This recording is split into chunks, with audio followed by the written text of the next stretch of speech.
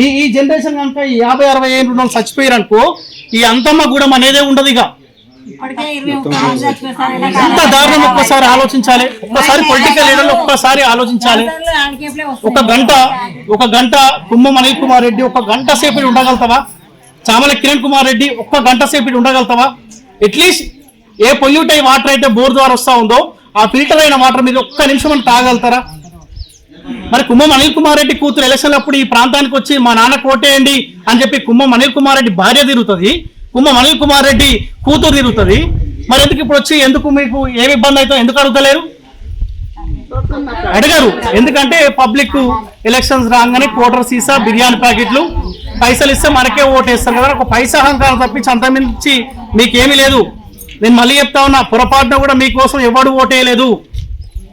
నువ్వో లేకపోతే నీ ముఖాలు చూసి ఎవడు ఓటేయలేదు. కేసీఆర్ పోవాలి కాబట్టి ఆ కోపం మీకు కలిసి వచ్చింది, మీకు గెలిపించినారు.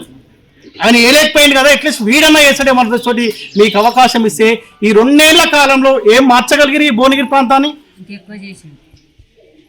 అరే కనీసం కూడా నిలబడలేని పరిస్థితి.